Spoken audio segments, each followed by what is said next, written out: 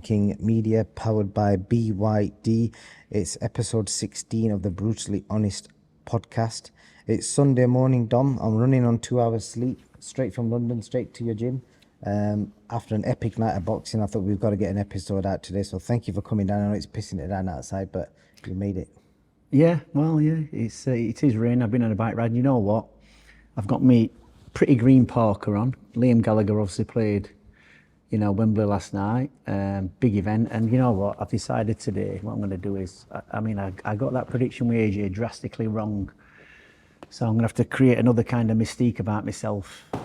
Get my sunglasses on, because that seems to be the thing to do. Change my persona.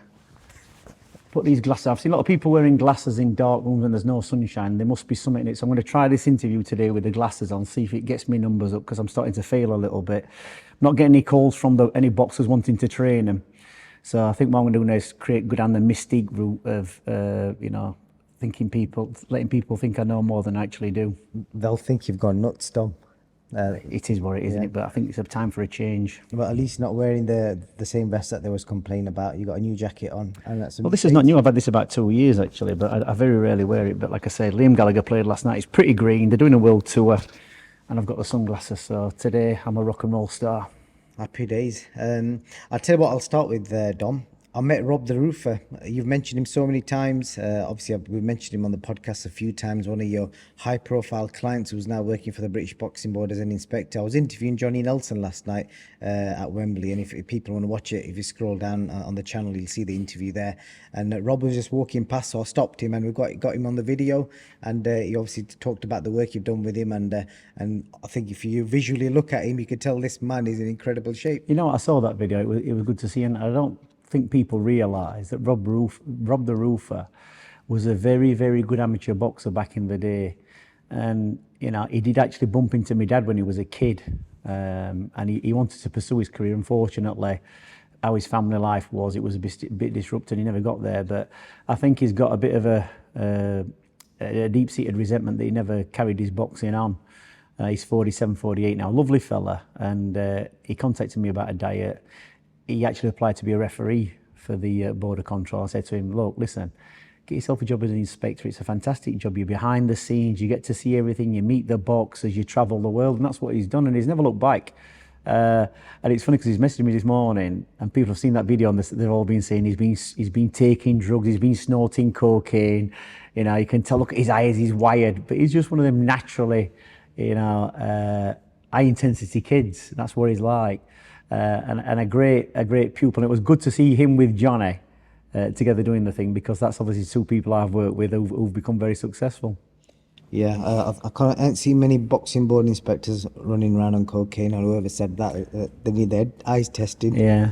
And also, I've got to let everyone know the Usyk signed glove that we're obviously giving away. I think the competition is still open.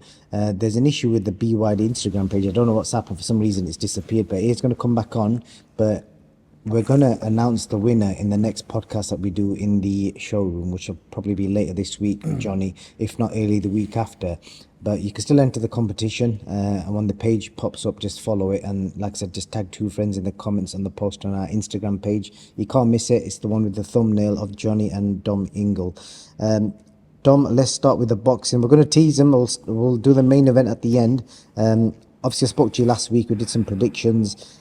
I'll start with Cacace Warrington. You picked Cacace by a late knockout. You said could be points, but you went with a late knockout. Any surprises in that fight? No, fair play to Josh Warrington. He moved up. He's retired now. Fair play. He's made his money, hopefully. And he didn't get it in that fight. He's just, it's the end of his career. Hopefully he got a decent payday. It's a shame it wasn't for a title, and he might have copped for some more money.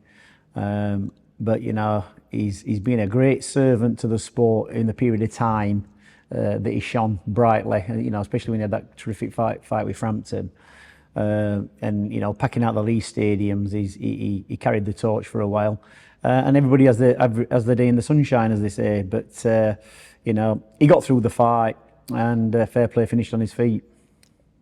Emotional moment for him at the end, or if you saw he took his gloves off and left him in the middle of the ring? Yeah, it is, because people don't understand what you have to, they don't understand, other fans, the sacrifice you have to make. as a fighter. You have to leave your family, your friends. It is a lonely place to be. And like I've always said, my favourite quote: "The highs are high and the lows are low." And he's walked away at the right time. I think he's made some decent money. He's hopefully got his house paid off and he's got some kind of income coming in. And that's all you're bothered about at the end of boxing. You know, they're not. You know, he's not in the fortunate position like the Anthony Joshua's where they're making millions and millions and millions. You never have to work again. You know, that's a very, very small percent of fighters who do that, if any. So if you can finish, you know, your career with things in place where you're getting an income coming off, say, properties or investments, that's good. And that's where Kid Galahad is. Hopefully that's where Josh Warrington is. He's looked after his money and he doesn't have to worry about, you know, getting back on whatever he did before, whether it was a joiner, building site, plasterer, some hard job we're having to graft all the time. So, you know, fair play to him. He's finished his career on his feet. Yeah, and I definitely want to point out, you know, I'm a big fan of Josh. You know, I've followed most of his career. I think the last 16 years. And any fans that want to give him any shit, you just got to look at his resume. He's fought Samir Moname, Rendell Monroe. These are all the names that he's fought over the years. Joel Bunker, Pat Highland. He beat a lot of these guys who were either undefeated or only had like 1 or 2 losses. He obviously had a majority win over Kiko Martinez, a guy called Denny Salen. He beat Lee Selby as an underdog. He beat Carl Frampton as an underdog. You're not going to agree with it, but he beat Kid Galahad on a split decision. And then after that, he had some losses, but he fought Lara back to back. He fought Kiko Martinez again. He fought the big puncher, Luis Alberto Lopez. Then he went in against Lee Wood and then was gone against Cacace. He's a shining example of somebody that fought the best of his era. Yeah, and like I say, hopefully he's been well paid for that because, you know, regardless of the belts and the Hall of Fame afterwards, you know, what you need to make sure that he's done all that for his family. He's got kids, he's got a missus. And you make them sacrifices. The last thing you want to be doing at the end of your career is be broke and having to go out and do a normal day's graft.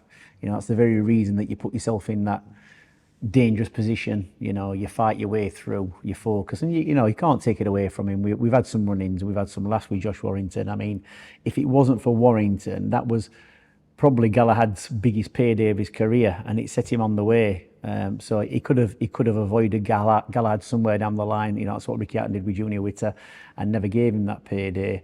And regardless of the result, you know, boxing is what it is. We still got paid well out of that. And like I said, Galahad now, where he's in his life, he's doing really well with business and properties. So it pays off for everybody. Yep. And if anyone wants to look like Josh's dad, I don't know if you've seen the shape he's in now. Lost I don't know how many stone. Did you see him? Yeah, he's done well, and he's shown. He's not on one of your diets, is he? No. To me, it looks like he's. Well, I'm not going to tell you what I think he's doing, but he's lost the weight, and you know, fair play to him. Yep, and if anyone wants to look like Josh's dad and lose that kind Don't of weight, come to me because they'll look better than that. They'll look right, better there than you that. go. And hit up Dominic Ingle. You know, the email address would have been up at the start, so they can see how they can get in touch with you if they want to lose weight. Next fight, Dom. We spoke about Tyler Denny, Hamza Sheeraz. You picked Hamza for a late knockout. It ended up happening very, very early. Tyler's never lost like that before. Did Hamza Sheeraz prove how good he is, like, as in, like, you know, how far ahead he's potentially on domestic level? The thing is, with Hamza, he can punch. There's no two ways about that. And you know, I like to emphasise that, you know, I trained the guy along with Rick Manners. Trained a guy who beat him, and in his hometown. And ironically, somebody sent me a photo yesterday of Felix Cash, and sent me a photo of him. Said, "I'm with Felix Cash," and Felix Cash came to me way before that fight, for me to train him, and it didn't work out anyway. And he ended up boxing him, and he got beat. And he should never have probably got beat by him because Felix Cash is a good fighter. But it just goes to show then, you know, the level what Hamza Sheeraz has got to since he boxed Bradley Skeet. He's obviously improved. He's learnt from that. He's right up there. And the thing is he has got punch power. You know, that's the thing we were afraid of when he boxed Bradley Skeet. You can't stand around with him too long because that's his forte. You're going to get your head took off. So you've got to be smart. You've got to be able to box under instruction for 12 rounds to beat him. And, you know, obviously Denny came up short and he got done in. What do you think of Hamza as a person, as a role model? Because he told me that he kind of models himself on Anthony Joshua, the way he comes across respectful. You know, I mean, just he wants to inspire another generation. Do you know what? I wouldn't say that that's the person he needs to aspire to be, Anthony Joshua. I remember when I saw him at the press conference, very smartly dressed. He was very respectful, no trash talking. You know, he was a respectful person. You have to give him that. And like I say, he's going from strength to strength at the moment. And fair play to him. Hopefully, you know, he gets where he needs to be. He gets the wins. He gets the money, and he entertains people. And he certainly did that last night. He got the work done in a very, very short period of time. He did. Ishmael Davis, we never spoke about this fight because it was supposed to be Liam Smith, so we had to delete that bit. Ishmael Davis, a young man who took that fight at 6 days' notice. Impressive the fact that he went the full 12 rounds and he's willing to fight anyone. Sometimes that's what you've got to do. You know, Josh Kelly's had his ups and downs. And, you know, Dubois, was it Ray Robinson? He boxed in America when he got that draw. I think they called him Ray Robinson, didn't they? Which was a bit dubious. I actually thought he got beat. Then he got beat by David Avanisi, and then he's kind of regrouped and come back. And look, you're not going to get too many chances in boxing. And what I say to fighters coming through is take every chance you can. 6 days notice. He finished on his feet, gave a good account of himself. He'll come back again. He'll learn from that. You know, Junior Witter did the same thing against Zab Judah. Did 12 rounds, got through the fight, and became world champion later down the line. If you don't dip your toes in the water, you're never going to see how deep it is. So fair play to Ishmael. He's put his kind of career on the line, and it has paid off in a way. He's got beat, but he'll learn from that. I spent a bit of time with him in the change rooms after, and I loved the way he came across. He basically said, I'm never effing losing again. Yeah. I don't want that feeling again. And But you learn a lot from losing. You see, you learn where your weaknesses are and where your faults are and what you've got to do to adjust. And it's all them little adjustments through your career what make you the rounded fighter in the end. And you know, we can refer that back to Anthony Joshua later in the interview. A bit of an example from, because your dad did a lot of work with kids in prison, and Ishmael's story, he told me early in the week when he was in prison in his early 20s or late teens, one of the screws said to him that you'll be back in prison again, and he told him, made him a promise that I won't be. Yeah, and it proved him wrong. Yeah, it's good. And like realistically, you know, somebody saying that you're going to be back here again, you know, you should be saying, I hope you're not back here again. Don't come back here again. Improve yourself. Don't end up in this place. You shouldn't be here. Like, what kind of motivation that you're going to be back here, pal? Like, the thing is try and elevate people, not try and put them down, you know, where you think they should be. Elevate them. Indeed. And the next one we're going to speak about is Joshua Buatsi, Willie Hutchinson. You did emphasize that it was going to be a back and forward fight, a really hard fight for both men, depending on how they fight. He ended up being probably the fight of the night, I'd say, apart from the main event. Yeah, a good fight. And, you know, I said it was going to be a really, really close fight, and it was a split decision. Although, if I'm being honest, and I'm a fan of Willie's, it wasn't. It was a bit of an injustice to Buatsi. That it wasn't a split decision at all. You know, Buatsi did enough. He had to kind of put it on Willie. And, you know, Willie's a bit younger. Buatsi's got everything to lose at that age. You look at that fight now, you think, where is Buatsi going to go? Because if I'm being honest, he's going to get filled in by Bivol, Beterbiev. He's not going to be at that level after that performance against Willie. So who knows what they're going to do with him? Willie, you know, he can come again. He'll learn from that. You know, he's got to have a good long go think about what he wants to do. But I was surprised to see him going down with body shots. It's not usually like him. But he gave a decent. Does that not show Buatsi is just a good puncher to the body? It is, but like I say, it's, you know, you shouldn't be getting it by body shots. That's the thing. Willie's, you know, really should have, you know, kind of kept to the basics. He kind of lost. It looked like he lost a little bit of faith in himself, a little bit of confidence. But he's only young, and you know, we've had fighters in the past, and Johnny being an example of it, where they've learnt from that and they've come good. If Willie sticks with it, he will get to where he needs to be. You know, he might get disheartened and pack up. Who knows what he's going to do? But you know, it's all there for him to carry on improving. You know, it's only the second loss of his career. He finished on his feet. Close fight against a quality operator. So let's just see what happens in the next couple of months with him. I did say to him previously, people knew that you could punch, they knew you had skills, but you showed some serious heart, because a lot of people would have just never got back up from No, he did. That's the one thing about it. And he came back into it. The one thing with boxing is there was a round when he hurt Josh. Yeah, he did. The thing about boxing is that there's a couple of attributes you need to have. One is that you've got to, you know, when it's coming on top, you've got to be able to dig deep. You know, you've got to be able to want to fight. You've got to be able to box. You've got to have, one thing you've got to have is heart. It's an attribute you need to have.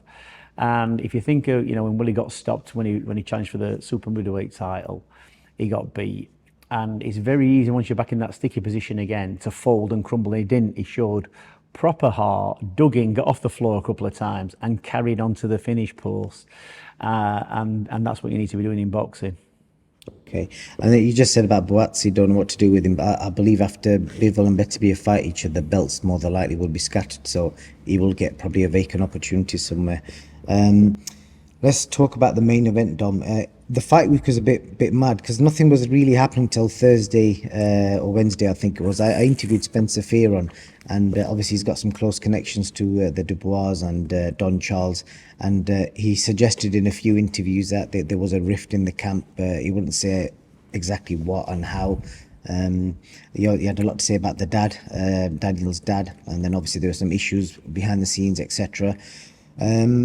But yeah, he didn't back down from his comments, and I'm going to try and speak to him later on, but he said it was a grotesque mismatch and that AJ would win quite easily.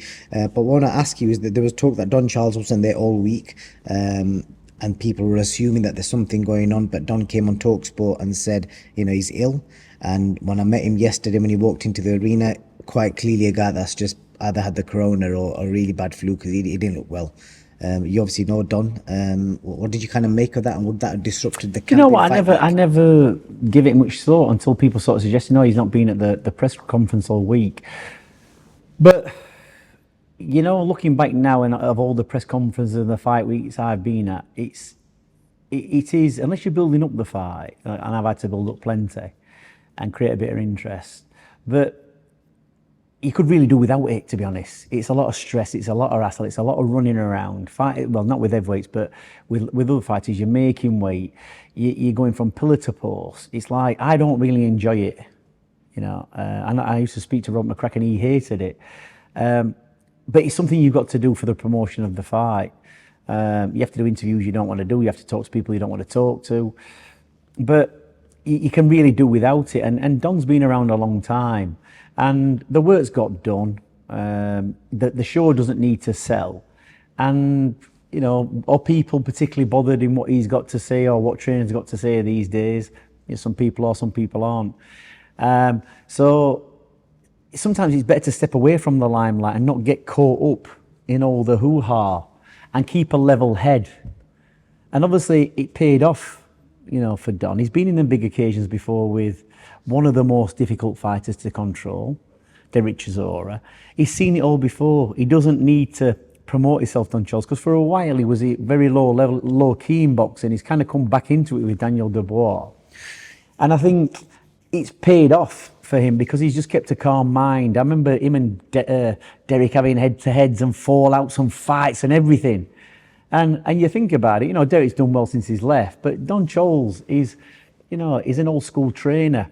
And I was really pleased that he got the result last night, because maybe his calmness and his experience in the past is what's kind of settled Daniel Dubois and kept him grounded and kept him real. And I don't know what, there's always something going off with family and, people around you. I've had loads of head-to-heads with fighters, family, and, who shouldn't even be getting in the mix, but unfortunately they can't keep their noses out of it. So whoever knows what that's about, I don't know. But the thing is, Dubois got the win, and that's it.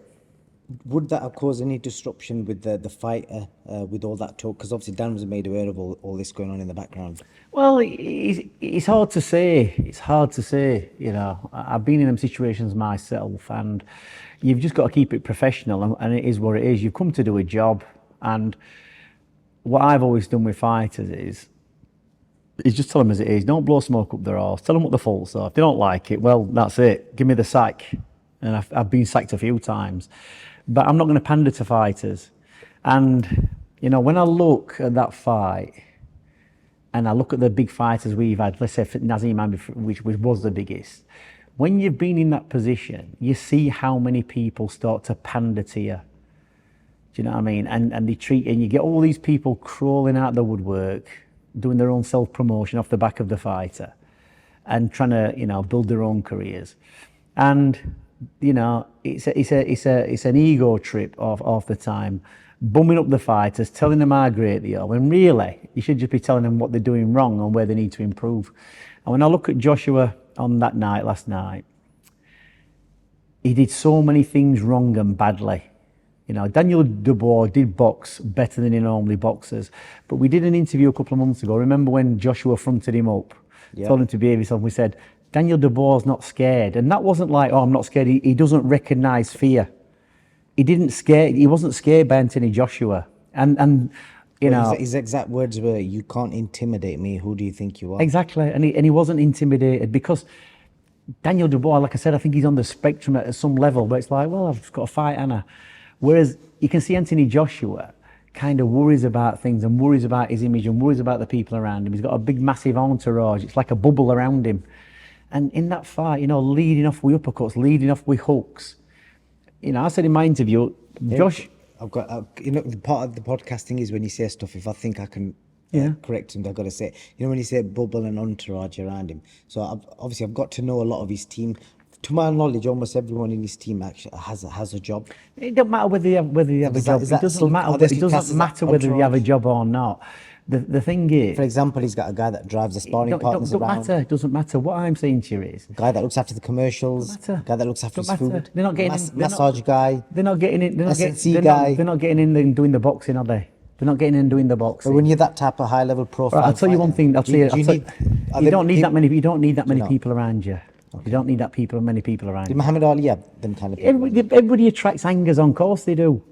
Of course they do. And realistically, you're going to attract hangers on. They might have got a job. But when you've got a job and you're employed by somebody like that, and you're getting your payday, right? You've got, that fighter's got to keep winning. Just got to keep winning, and you've got to keep the cart on the tracks. And I've seen it with high-level fighters. Once somebody starts speaking out of turn and tells you, they get the boom. So realistically, to keep your job going, you're going to keep it all running along tickety-boo, aren't you? That's what you're going to do. So to me, in that fight, just looking at that fight, I got it drastically wrong, because you and about 90% of people got it wrong. Yeah, but the thing is, because Anthony Joshua didn't fight the fight he should have fought. You're saying Dubois, he boxed great, tough kid. What do you think the observation? I know it's on this point that you're mentioning there, because there was a lot of talk, people saying that no one's put it on AJ since he's been with Ben Davison. The fighters he's had, they've kind of fought on the back foot and they've been there to be hit. Dan's the first guy that's put it on him, so it's a different type of fight. Correct. So we're talking about, let's go back to when we did the interview and he boxed Otto Wallen. Yeah. What did we say? He'd already sparred him. He already had his measure. There was no pressure. And I think I might have even said he's knocked over 2 stiffs. He's done hundreds of rounds with Dubois as well. Right. So and he admitted in the press conference that he was buzzed by him as well. That's fine. But even in them spars, he must have had the measure, or they must have had the measure of what they thought they were going to do. But in that fight, yeah, he hasn't had anybody put it on him in the last couple of fights. But the simple basics of boxing, you understand? He was falling short with his jab. He wasn't out stiff enough. It was too slow. He was too keen to get the right hand off without connecting with the jab. And why was that? Who knows why? It's like, this is a Daniel Dubois that everyone was saying he's wide open, because this was a narrative before. He's wide open to right hands. He's there. He's wide open to right hands, but you can't be leading off with the right hand to catch Daniel Dubois. Do you reckon he had that in his mind? You've got to set the right hand up. Do you understand? The right hand might come after 3 or 4 jabs of connecting. Do you understand? If you go left, right, you connect, but you know it's going to come all Daniel Dubois to do, step back and roll and miss. And you know what?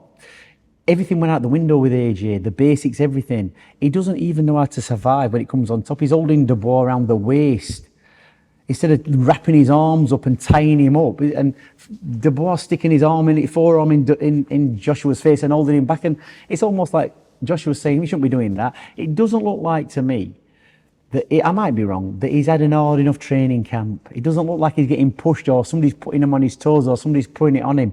It doesn't look like he's having that. It reminds me of. What you're trying to say is that like controlled. I just don't think he's getting thrown in enough. I don't think he's getting pushed enough. I don't think hard sparring. I don't think he's getting hard training. I don't think he's getting hard runs. I don't think he's having to test himself. He reminds me of when Apollo Creed's boxing Rocky, and Apollo Creed's on the bike in the plush apartment watching some, probably some boxing. And Rocky's in the meat house bashing up the frozen carcasses. That's what he reminds me of. He reminds me of Apollo Creed. So I just don't think, looking at that, he just didn't look conditioned to anything like hard work. Is that a fair comment based on the run of form he's coming into this fight, considering he's flattened everyone in the last? Look, who knows why, but look, Could it not just be because this is a big problem in boxing, isn't it? Because we're picking faults in AJ. Well, I'm not. You are. But could it not just be Daniel Dubois was just that is that good of a fighter? No, Daniel Dubois is doing Daniel Dubois. He's boxing well. Even when he got beat by Joyce, do you understand? He was taking stick. He didn't he got damage to his eye and he stopped himself. Everybody called him a coward and a bottle job and everything else. But it was probably the smart thing to do. And he got hit with some big shots in that fight off Joyce. But he didn't go down. Do you understand? He took a calculated chance and stopped, thought, well, there's something wrong with his eye. He got his eye sorted out. And he's come back stronger since then. Yeah, he's boxed Usyk. And you think, AJ did 12 rounds with Usyk and boxed quite well. Dubois didn't finish that fight with Usyk. Do you understand? So on the balance of probability, people deal with, and Usyk's a great fighter. All right, Dubois had him down with a body shot. Did he have him with a body shot, or was it a low blow or whatever? So if you're going on all them kind of performances and weighing up people's performances, you would say that Anthony Joshua realistically should be beating Daniel Dubois. And Daniel Dubois is tough. Yeah, he boxed better than he normally did. He showed no fear. He went out and did what he did. He put it on AJ because that's the only thing you can do. You can't stand back off AJ. And it was almost like AJ's looking and thinking you shouldn't be hitting with them shots. It's like he wasn't used to getting hit in the face. And that's what you practice sparring for. That's why you box. You get caught with a shot. You know how to react. But when he got caught, Joshua, he stepped back. He looked phased. He looked like, this is not right.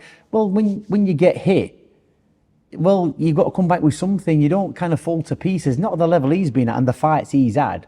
Could it not be that Daniel Dubois' power? Because everyone in boxing talks about Dan's power. They talk about this jab being like a right hand. Could it not just be that AJ felt that power and thought, yeah, possibly, but did Usyk feel that power?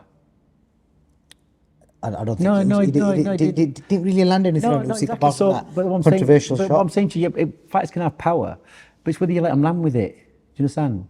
So the jab was coming through from Dubois. AJ weren't even parrying the jab. It was hitting him straight through the middle. His hands were here.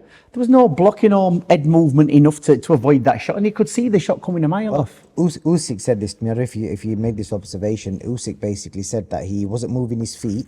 When the shots were coming his way, he planted his feet and he was just leaning back with his right hand down. Yeah, he wasn't stepping back.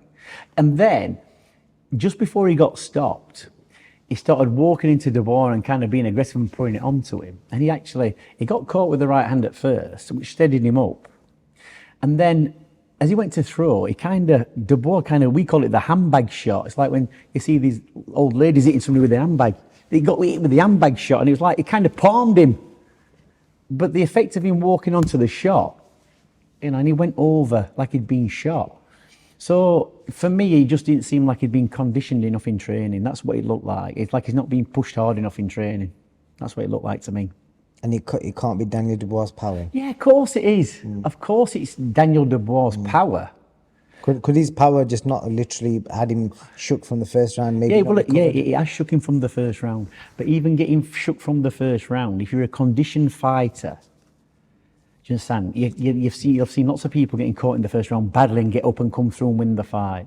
Yeah, and never regained. The conditioning training gets you to that point where you recover quickly. Let's go back to Willie Hutchinson. He got dropped 3 times, did he? Against a high quality operator like Buatsi, and he still managed to get up, fight back and get through the fight. But they were body shots, weren't they, mainly? Well, body shots actually take it out you more than head shots. When somebody hits you to the body, your legs go like jelly, the worst shots. You will recover better from a headshot, a half a decent headshot, than you will from a body shot. A body shot will stop you completely. What does AJ do next? What should he do next? Who's to know? Because should he? Because there's always a debate. Should he fight on? Because bearing in mind, they said he should have retired when he lost to Usyk. They said Daniel Dubois should retire when he lost to Joyce. Is it just a bad night and potentially he could fight the winner or loser of Fury Usyk? Look, he's got enough money. What are you doing boxing for?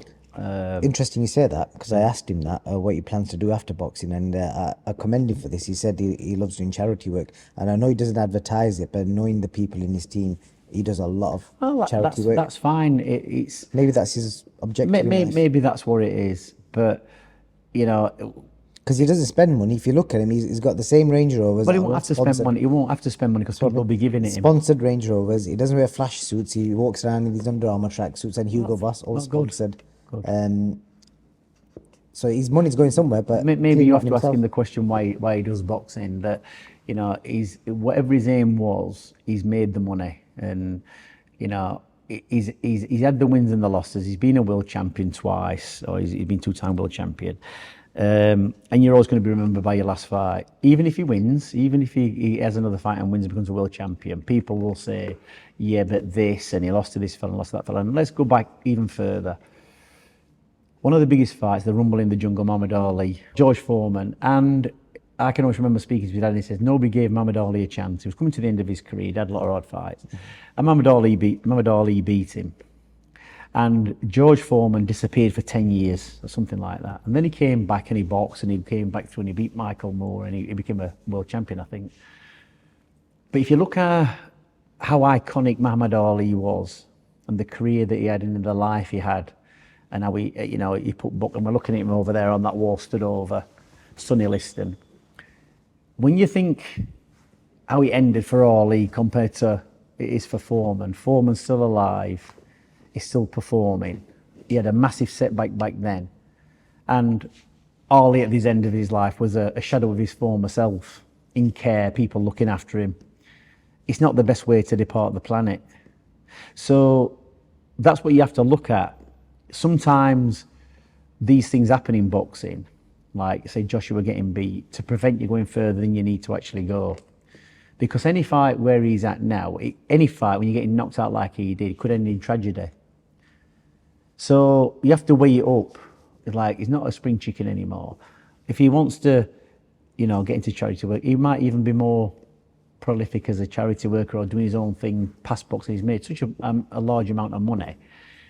Do something else, because what's he gonna prove now? He's done more or less everything. He's had wins and he's had losses. And with the potential of a Fury fight, which everyone wants, because we missed out on the Wilder fight, potentially even the Wilder fight, based on how good he looked in the last couple of fights, let's just forget last night. Should he or should he not carry on? Well, forget money aside, because he said in the press conference that he wants to carry on. Well, he's going to carry on then, isn't he? What's it matter what anybody else thinks? Would you want to see him fight? It wouldn't really matter to me whether he boxed or he didn't. Do you want to, if you had a choice, you want to watch him fight Fury or Wilder? Because I'm not a boxing fan. Do you understand? I'm not a boxing fan. I'm a boxing trainer who's made money from getting fighters to a certain point. They don't really excite me. Do you understand? Them type of fights don't excite me. Not a lot of boxing fights. The fights what excite me is the fights I'm in. And maybe when I was a kid and I watched boxing, before I was a boxing coach, watching Marvin Hagler, watching Sugar Ray Leonard, Muhammad Ali, it excited me then because I was a fan. But when you get into boxing, you become a coach and you see everything what goes on behind the scenes. I can't really be a fan because I know how it all pans out. So just seeing that spectacle on TV, I can't just watch a spectacle and think, oh, that's what it is. I have to think what's gone off in the background. How have they got to that point? Has he done his training properly? Who's been involved in this? So it kind of ruins it for me, because whatever you see the performance, you don't automatically assume they're two athletes who've done the job properly and trained to the highest level and capabilities, because they don't. So that's what we expect, but that's not how it is. Very few athletes do, very few boxers do that, and the ones that do become really, really good. So the successful boxers like the Cole Frochers, the Floyd Mayweathers, the ones like the one thing about Cole Froch, Floyd Mayweather, Marvin Hagler, consistency. They don't have bad performances. They might get beat, but they're consistent. And Anthony Joshua hasn't been consistent, has he? He's had wins, he's had losses. You understand? Nazim Ahmed was consistent to a certain point. Ricky Hatton was consistent for a certain amount of time. But you see fighters who aren't consistent. Consistency is the key. So when I look at events and I look at fights like Joshua last night with Dubois, all I think to myself is well, what's happened here is Joshua's already got a load of money. Fair play to him. He's had wins, his losses. Dubois a young fella. He's had ups and downs. Now he's going to come into some more money. But the unfortunate fact is that Daniel Dubois is going to find it very, very difficult to fill out another Wembley without an Anthony Joshua, and there's no more Anthony Joshua's about. So he's not going to be fighting at Wembley in front of 100,000 people again, I don't think, because he's not that kind of a draw, whereas Joshua is. So I just look at it as a boxing match of what that fighter's going to generate and how it's going to put them further in front in life. And what they decide to do, a fan will want to say, yeah, put him in with Wilder, put him with Tyson, that's going to be somebody knocking him out on the floor. And it's going to look great. When I see people like Anthony Joshua getting knocked out, it doesn't give me any satisfaction. It only gives me satisfaction when a fighter I've trained knocks somebody else, because I know they've won and they're going to get paid. But as far as seeing anybody else getting knocked out, you understand, whether it was Dubois getting knocked out or AJ getting knocked out or Usyk or Tyson, it doesn't have me jumping in my seat. I just think, oh, that's unfortunate. He's going to get some money. He's got beat. He's going to have to come back. I look at the behind what boxing is. How good is Daniel Dubois now that you've seen him in? Like, for example, other than Usyk, if he was fighting, say, Fury or a Wilder or a Dillian White, which one of these guys could beat Daniel Dubois? He's the guy now. He's tough, and that will have elevated his confidence. And I think, we haven't seen anything. Is he the biggest puncher in the heavyweight division? He can punch. Well? He can. He's look, 95% KO ratio. Yeah, he can punch. Can't he? He's obviously strong. And when you're fighting something like that, it's whether you let him hit you. And he's got to connect. He didn't connect with Joe Joyce. He didn't connect with Usyk. So it's all right having punch power. Great. It's good. It's like having a very powerful gun, but you can't pull the trigger. So I think he would beat Dillian White. He'd give a good show against Tyson Fury, but Tyson Fury's got to box Usyk yet. And on Tyson's last performance, it wasn't great. But I think with Tyson, he'd be very good at frustrating and moving. A very good Tyson Fury would be very good at frustrating Dubois and just filling him around, because Dubois doesn't have the boxing ability of Usyk. He's just crash bang wallop. Get in, get your shots off. He proved it last night, though. Yeah, but he made AJ fall short. Yeah, but not boxing though, did he? He pressured him. He pressured him. He hit him just with a jab, and wasn't in range when AJ was trying to land shots. Yeah, but I'm just saying to you, he didn't beat AJ with boxing skills. He beat him just as being a raw, straightforward, keep it simple, crash bang wallop, have a fight. Does he remind you of a heavyweight Beterbiev? No. No. It reminded me of a strong physical heavy puncher. I don't think Daniel Dubois is that much of a thinker as Beterbiev is, and that's not taking anything away from Daniel Dubois. He's using the tools that he's got. He's using to his best advantage, and his tools are: he's very, very strong, he's fit, he'll have a fight, and he'll take a shot, and he can punch. So if I had to list all his attributes, his boxing ability, pure boxing brain, if somebody's putting it on here to box out of the way and survive a few rounds, that's not his strong point. His strong point is he can punch, he's strong, he's aggressive, he'll get hit, and he'll keep coming forward. So that's what his attributes are. Great stuff.